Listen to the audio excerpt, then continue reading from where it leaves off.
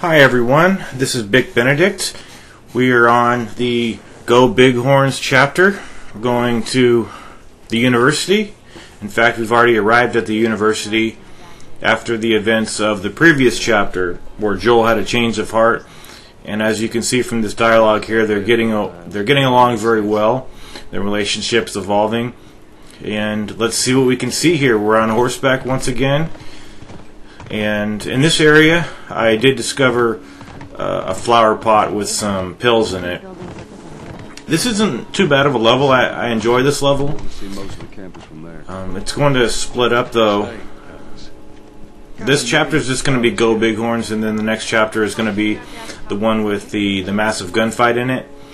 So pick up those items. We're going to be getting a flamethrower. Excuse me, I need some water. We're going to be getting a flamethrower. There's going to be an upgrade bench over here, but I'm not going to use it because there's going to be another upgrade bench in the next chapter. So I want to just accumulate as much scrap metal as I can. But I'm going to be doing some very important upgrades with my weapons, and those upgrades will occur in the next chapter. So I'm also going to be skipping me going up the stairs just to verify that there was a lookout up there. So there's nothing upstairs, except you'll find a lookout and I think a note of some sort. But this flamethrower can be your best friend against bloaters and clickers. It's extremely useful. It may not be the most powerful weapon, but when you're burning up guys into a crisp in a matter of seconds, you'll see how powerful it is and just how useful it is. I mean, it's not as powerful as a shotgun, not with just sheer brute power comparisons, but it's just extremely useful. It's the most useful tool in the game. So there is. I was looking at the upgrades, and the only upgrades that you can apply that I'm going to overuse this word again, but the only things that apply to power are on the hunting rifle and on the flamethrower. And the power upgrade comes at level 4 for the hunting rifle and level 5 for the flamethrower. I really need some water, you guys. Hold on. I'll be right back. I'll be here. Also, some very good stuff in this chapter. I actually had to go back a chapter because remember in the last chapter I used a shiv on that guy, one of the final guys, just because I wanted to be a badass. Huge mistake, because I had to do that I had to do the ranch house chapter over again because I couldn't get enough pieces to make a shiv. And the shiv room door in the next level is very, very lucrative. You get your fourth level tools upgrade. So you saw right there that I sprinted. I sprinted up here just so I could stand right here and have this runner be at this vantage point. She'll never turn. But if you don't immediately I would actually recommend just going up here, getting killed, and then starting over, just so you can get these guys lined up. Because as you can see, I can't move any faster than this, so I've got to take her down, and I've got to depend on her to stop for a moment, which she does once she gets up the stairs. But when you reload from a checkpoint, immediately start sprinting up here so you could be at that corner when she turns around and rounds the corner. So I'm going to take her out. I've done this room without alerting anyone, but of course I wasn't filming it at the time. What's going on here is we have all these, I guess you'd just call them latent runners. They're just standing, kind of hibernating like bats. They're really bizarre. But there's 2 walker/runners. You see this woman I'm going to shoot right here, hopefully. And then we have the one that I just killed. We have her, which I just killed. Nice kill in the back.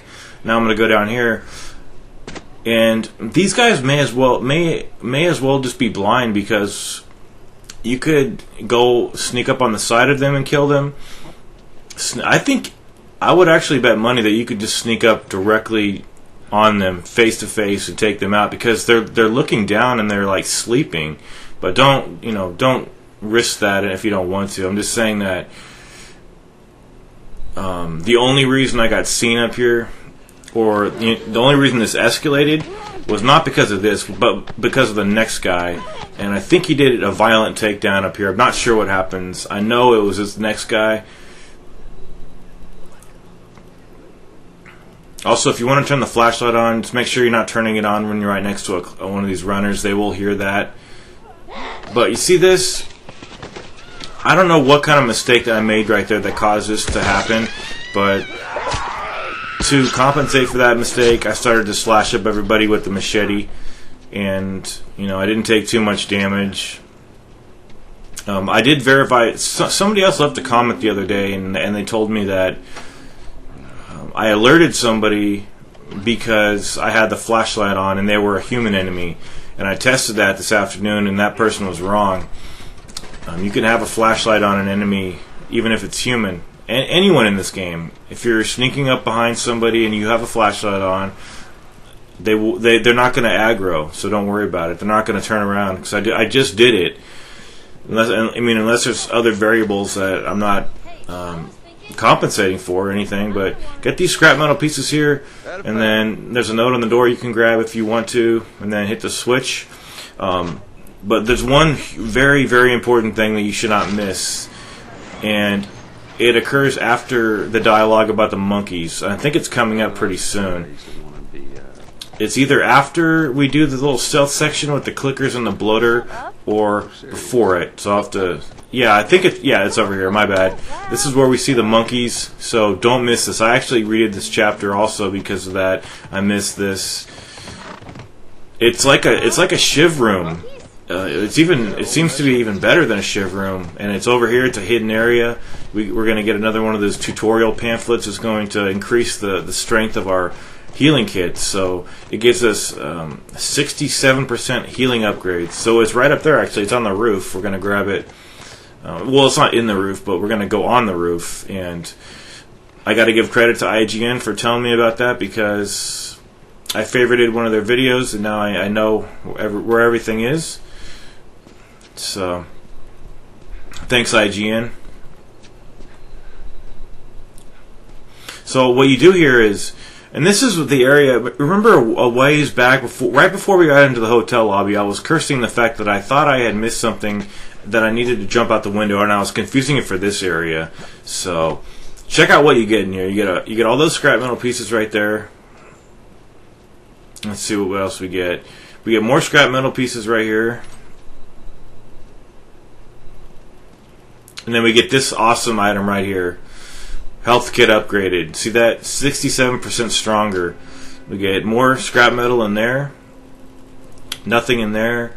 And this might vary depending on what difficulty you've got it on. And more scrap metal. Just a lot of scrap metal, so we could definitely get some good upgrades. And I had over 400 scrap metal pieces when I got to that upgrade bench in the next chapter. But the reason why I have so many, and more 10 pills right there, that's cool. The reason why is because I'm avoiding upgrading the pistol and the revolver and the shorty gun, pretty much. I just don't see any reason to upgrade those weapons.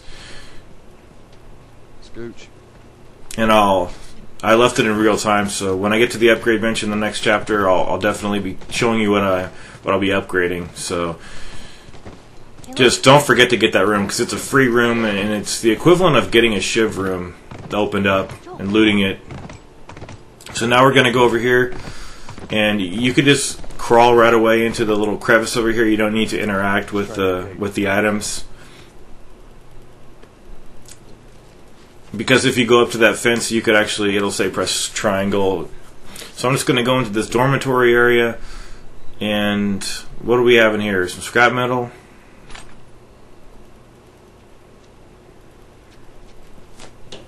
And a lot of these sections are going to be me just getting stuff. In fact, like I think it's like the first 12 minutes of the next video is me just getting stuff.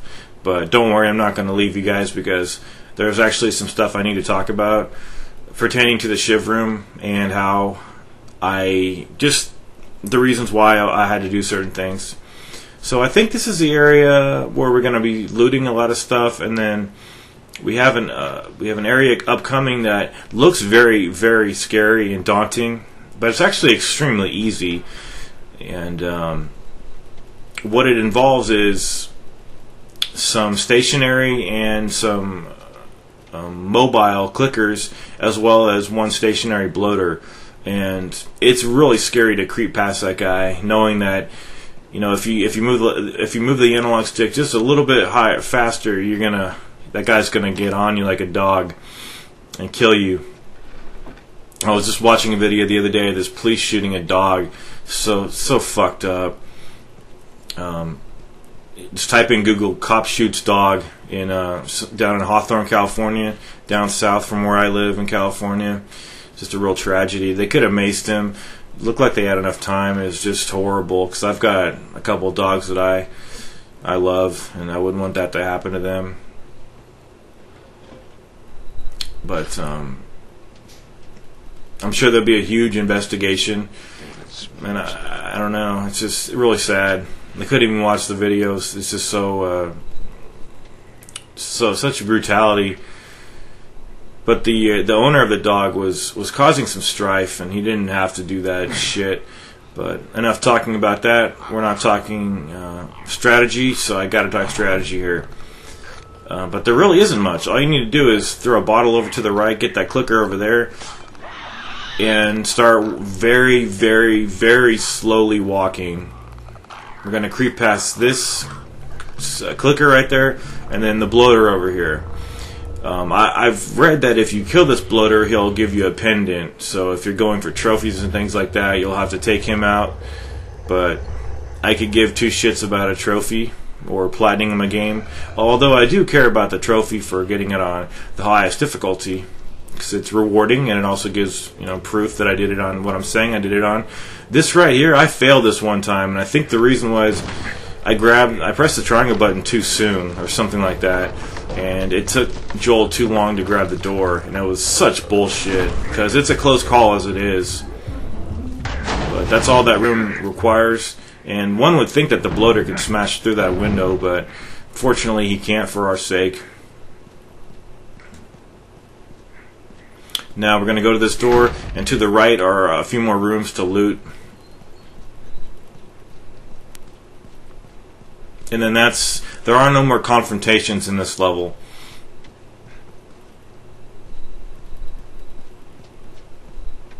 But getting back to what that guy was doing with the dog, there was some kind of a hostage situation down in Hawthorne, California, and he was a black guy, and he was taking pictures of the crime scene or photographing it, and he wasn't being a disturbance, but he was being a nuisance, and cops don't like that, so they took him into custody. He put his dog away, and the dog jumped out the window, and it looked like the dog was kind of barking, and it didn't look like he was attacking the police officers, but one of the cops shot the damn dog 4 times, and the dog started going into convulsions, and it was so sad.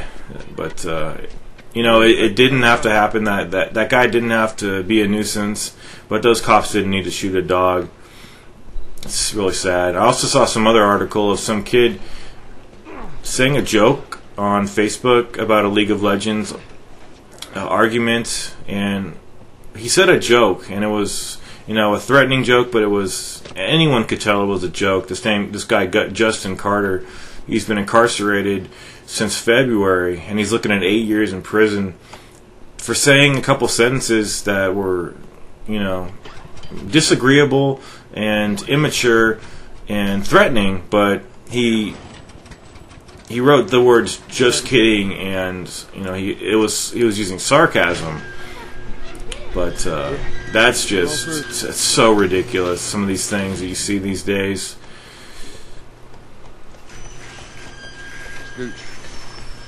Okay, so now we're back on the saddle. Think they were fireflies? We're going to go over to the next section. No, I don't think so. Where are we going? It's so close to the lab. Okay. We're going, take a right here. There's nothing to the left. Yeah, I could see that. And we have this mirror building, which was supposedly the Fireflies' headquarters. So what you want to do is look in all of these tents and grab the items. I don't think you can grab the items when you're on the horse. I just don't think you can. You might be able to, and I could have saved myself some time, but as it stands, I'm fine just to get off the horse. I think there's one tent that has nothing in it, but just check all the tents. Were you married? Some really good stuff in some of these. What happened? I mean, for based on what I'm used to receiving, I got cock blocked by the horse right there. That was weird. I mean, for what I'm used to receiving on survivor mode, which is piddly and just really hardly anything, these are pretty good drops that I'm getting over here. And this is just a great level for pacing. It does a lot of things right. We had those 2 encounters.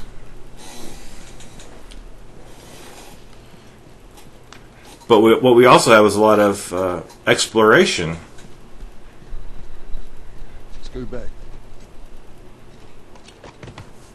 This type of exploration right here. So, a few items. I think one of these tents has nothing in it, but you might as well check everything. And I have things to do, so I have to leave. But I'll see you guys in the science department. So just to get up there, do what I do, and I'll see you there. Take care, everyone.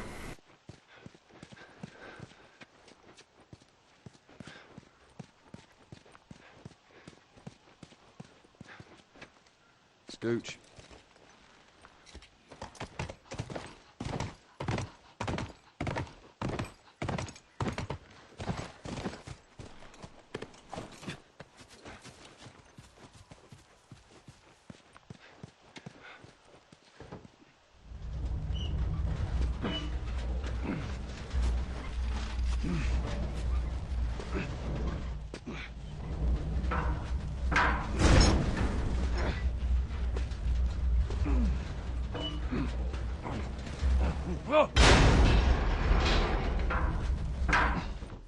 All right, not what I had in mind, but it'll do.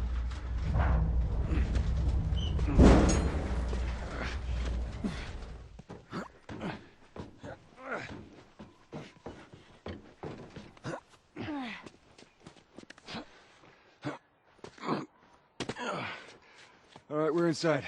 Come on, kiddo, give me your hand.